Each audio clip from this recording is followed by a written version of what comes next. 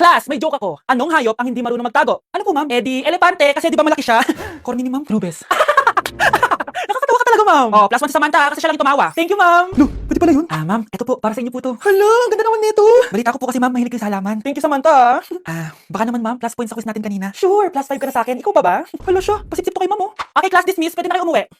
Ma'am, ako na po magdala ng mga gamit niyo para di po kayo mahirapan. Harap ko na po kayo, ma'am. Aba naman, buti pa si Samantha, matulungin. Ginagawa niya lang naman yun para magka-plus point siya.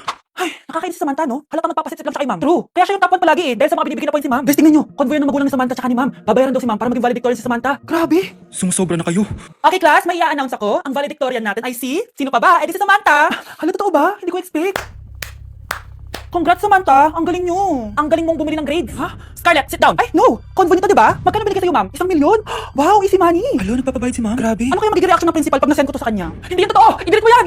Oops, sorry na send. Deserve niyo yan. Lumalaban kami ng patas dito. Kailangan niyo managot.